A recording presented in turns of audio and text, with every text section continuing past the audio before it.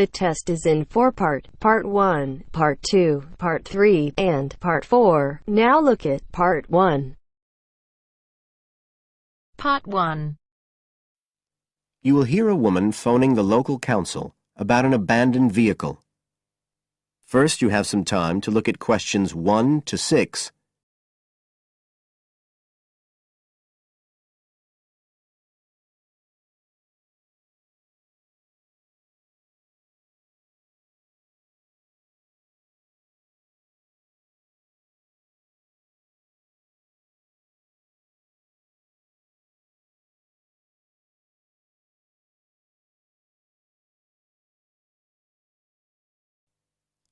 Now we shall begin. You should answer the questions as you listen, because you will not hear the recording a second time. Listen carefully and answer questions 1 to 6.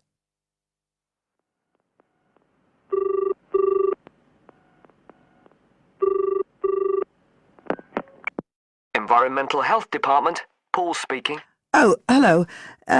I wanted to report a vehicle that's been left parked near where I live. I think it's been abandoned. I wondered if the council could arrange to get it towed away. Have I got through to the right department? Yes, you have. If I could just take a few details. Your name, please? Mrs. Shefford. Thank you. It's not my vehicle, though. I just thought someone ought to report it. No, that's fine. What I need to do is take some details first, then we can decide what to do about the problem. Oh, I see. So the next thing I need to know is your address.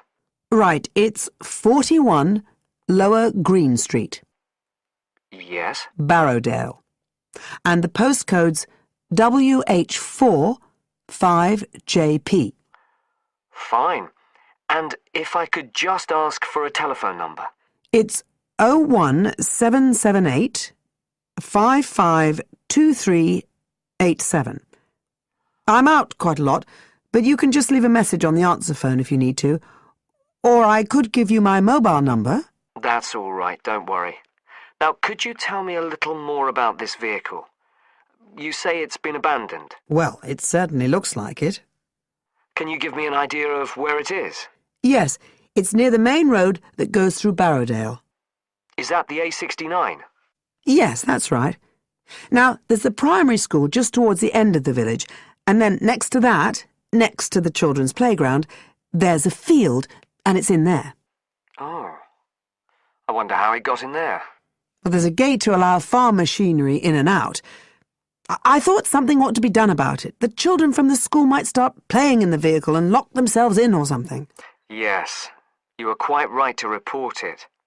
And what type of vehicle are we talking about here? It's a van, actually. You know, the sort with just a couple of little windows at the back. Right. You don't happen to know the make and model, do you? Oh, yes. I went and had a look and got all the details. I thought you might need them. I'm surprised the school hasn't contacted you about it. Anyway, I wrote the details down. Right. It's a Catala, and the model's a Flyer 2000. Is that Flyer? That's right. Very good. And the colour? Well, it's not all that easy to see because it's absolutely filthy. And actually, it looks as if it's had a paint job at some stage. It's blue, but you can just see white underneath where it's been scratched. Right. Well, I'll just make a note of the present colour. And if you could just tell me the vehicle number. Did you make a note of that?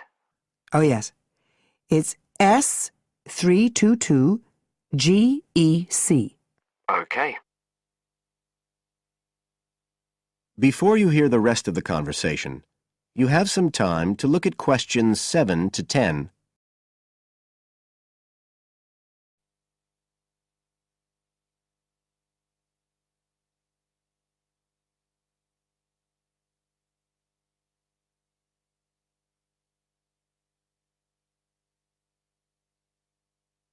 Now listen and answer questions 7 to 10. And it sounds as if the general condition of the vehicle isn't too good, from what you say. No, it's pretty poor. It wouldn't be drivable. It's got a flat tire and there's a crack in the windscreen. I reckon someone just wanted to get rid of it. That's usually the way. It's been there for nearly a week. No, it must be 8 days. I remember it was a Sunday morning when I noticed it. It wasn't there the day before. I walk past it most days on the way to the shops. I'd have thought the school would have reported it. Does the field actually belong to the school? No, it's part of Hill Farm Estate. Right. I'll just make a note of that. And I don't suppose you have any information about who might own the vehicle? No, I've no idea. So what will you do now? Well, we'll come and have a look and see if we can trace the owner. And if we can't, the vehicle will be removed as rapidly as the law permits. It could be anything up to 20 days. One thing I should say, I'm quite sure this doesn't belong to anyone round here. I'd definitely recognise it if it was from someone who lived here. So you don't think it was anyone local?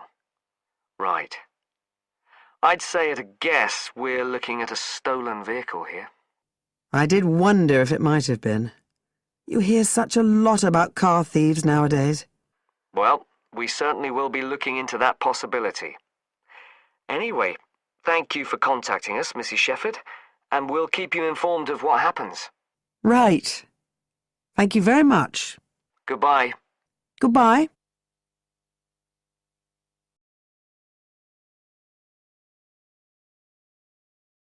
That is the end of part 1. You now have half a minute to check your answers.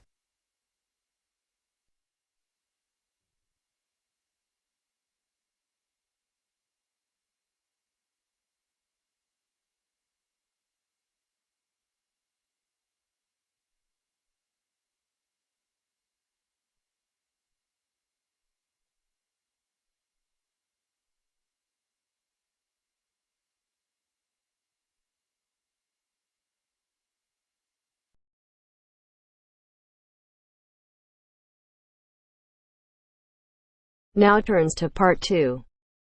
Part 2. You will hear a student union officer explaining about the union's functions and services to a group of new university students. First, you have some time to look at questions 11 to 15.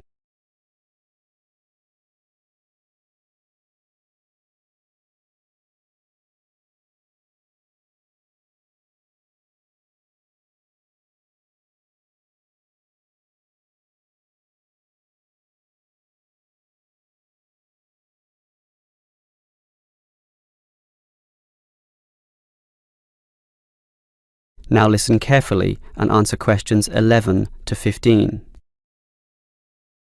Hello everyone. Now, here you all are, new university students. And the first question you probably have is, what is a student union? Another question is, do I have to join?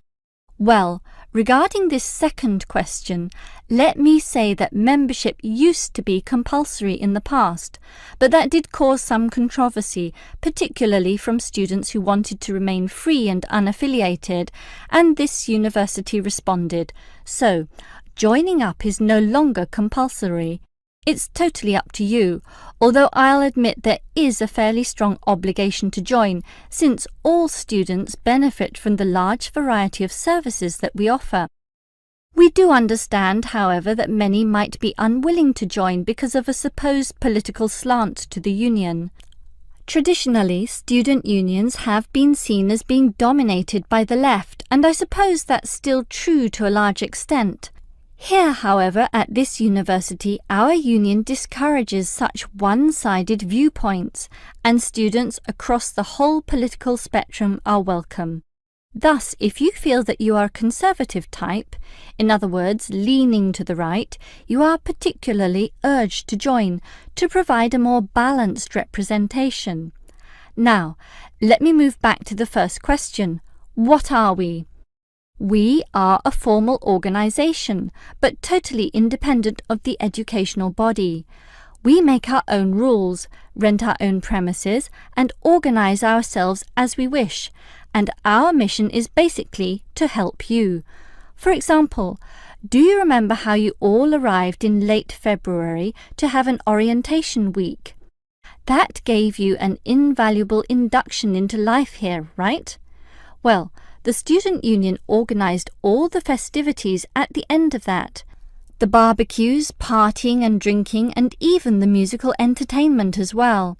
We'll do that again on occasions, and as always, those events take place on the football ground. Now, do you have any questions before I move on? Before you hear the rest of the talk, you have some time to look at questions 16 to 20.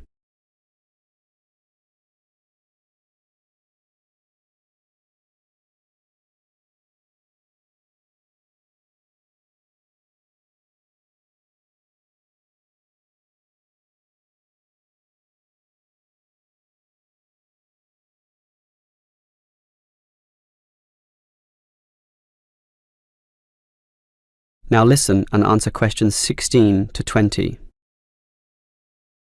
Now, let me tell you more about the student union and its basic functions. In general, there are three: social, organisational, and representational. Let's look at the first one. Basically, the union provides many social outlets for you to relax and have a better life at university.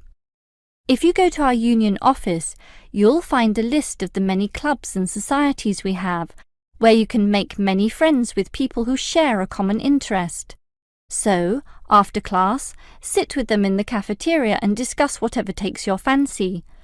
We also maintain sporting facilities and even our own gym, allowing you to relieve some of that pressure and worry after a particularly hard session in the classroom.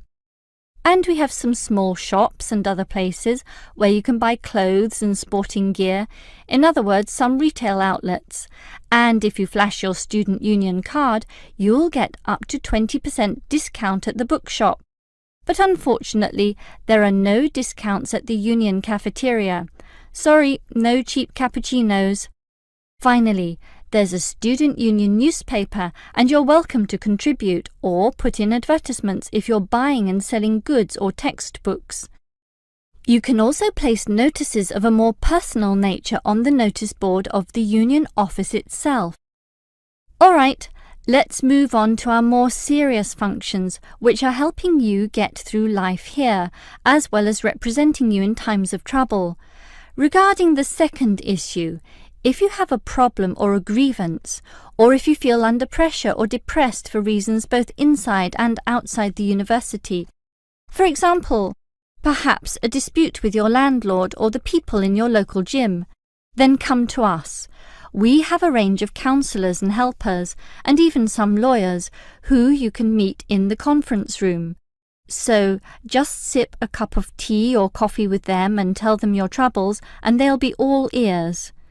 Basically, there's every reason to join the student union, since whatever you need, whether it be social or representational, we will help you.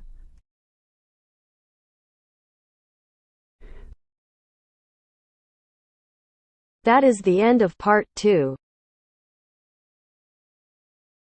You now have half a minute to check your answers.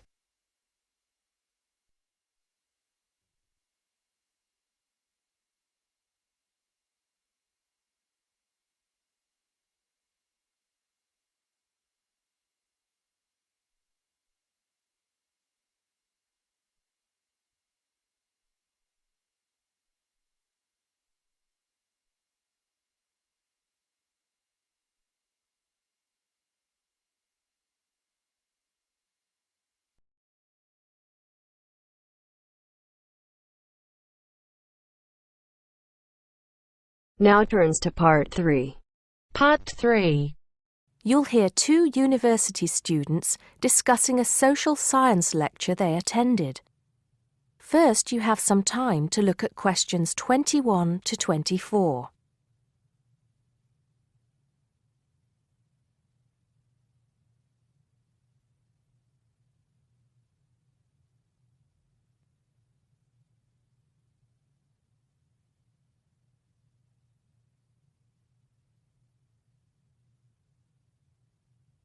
Now listen carefully and answer questions 21 to 24. Did you go to the first social science lecture yesterday? Yeah. Didn't you see me there? No. I was trying so hard to understand the lecturer. What didn't you understand? A lot of it, really.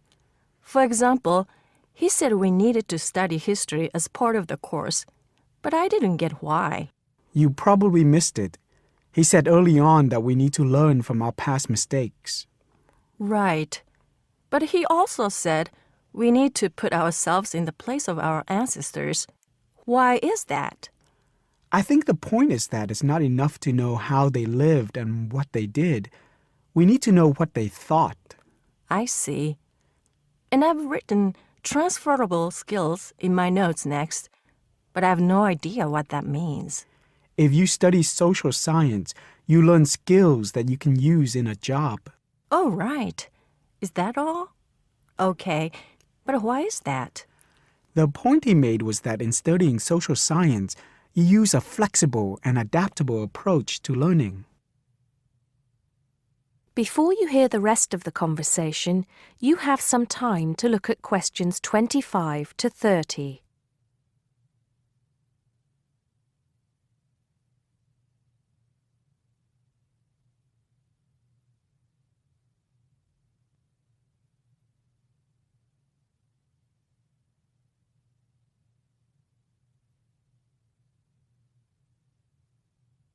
Now listen and answer questions 25 to 30. He also kept mentioning all the other subjects we will need to study as part of the course. I didn't write them all down, did you? Some of them. I think I can make sense of my notes. The first one was anthropology, which he said would cover prehistory and archaeology as well. Okay. Then there's economics. I wrote down that this was not meant to mean that we will spend all our time looking at economic theory, but more that we need to see how humans behave. That's good. I don't think I could handle economic theory. He said something about education too, didn't he? Yeah. He said we'll be looking at how cultural information is handed down from one generation to the next through teaching children. He said we'd be focusing on geography too, but I can't really remember which aspects. Can you? I noted it down, I think. Here we are, yes, particularly in relation to urban planning. It's law that I got confused about. I didn't understand why he linked that to economics. I think he meant that laws affect the way wealth is distributed. That makes sense. Now, what are the science wars? Okay, I did get that. The science wars are about how social science collects information. In sociology and social work, and in social science generally, they can only study patterns of behavior and observe. If you compare that to the way scientists work in physics or chemistry, it's very different because they use specific experiments that can be tested and which give concrete answers. Social studies is often accused of being unscientific. That's all. Okay. But it still looks like a good course, doesn't it? You don't have any regrets, do you?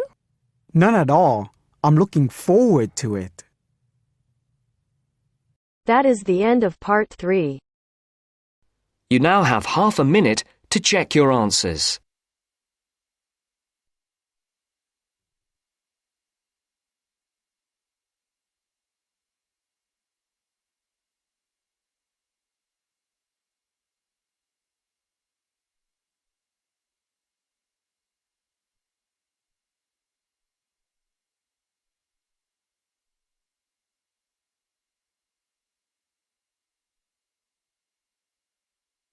Now turns to part 4.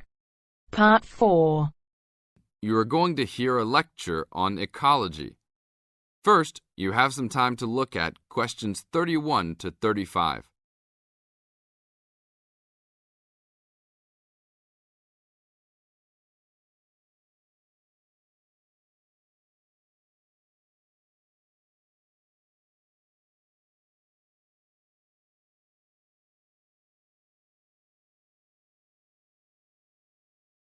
Now listen to the tape and answer the questions.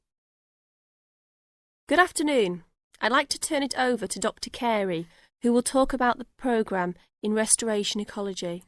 Thanks, Chris. A lot of people think that human beings can do whatever they want to the environment. But as Aldo Leopold taught, land is a system of interdependent parts which should be regarded as a community and not a commodity. Well, that idea has influenced what we teach here in our program, where students come from all over the world to learn about restoring native plant communities back into an ecologically natural state. This field is therefore a combination of formal science with practical applications, and that is quite attractive to many people. We have students, for example, from many different nations who come just to take part in this unique program. Our location is also quite unique. We have the world's oldest restored native plant community in Curtis Prairie at the Wisconsin Arboretum. Some say that this is proof that the science of restoration ecology was birthed in Wisconsin. Well, that may be oversimplified, but our reputation is strong. But students don't have to study prairies only. One student, Edmund Mukala from the Congo, came to study restoring ancient wetlands in the Congo using knowledge gained from historic samples of the soil seed bank. Not all the seeds survived, but some can remain dormant for many years. Mr. Mukala wanted to find out what type of community would be most similar to that ancient seed bank. He has recently returned to the Congo and is now cooperating with the government to implement his findings.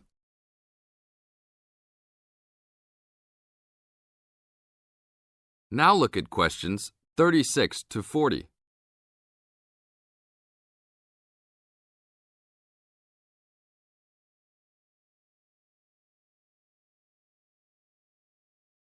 As the talk continues, answer questions 36 to 40. So the only prerequisite for doing research here is that it is a native plant community. That means not just prairies, but wetlands, woodlands, savannas, and other environments. We're proud of the diversity of research topics in our program. And we continue to grow. This year we have 32 new students from 8 different countries. When students first arrive, they begin rigid coursework in statistics, ecology, plant identification, and the theory of landscape change. Then they take part in internships at local conservation agencies such as the Arboretum, the Nature Conservancy, the Parks Department, and others. We find internships to be crucial in helping students apply the knowledge they have gained in the classroom. And we're proud to say that, since the beginning, we have graduated 277 students with master degrees from our programs and 122 students with PhDs. Some have gone on to bigger and better things. One graduate is now the director of the Worldwide Fund for Nature in China. Another is the director of Parks Development in California. And others now lead their own research departments in universities around the world.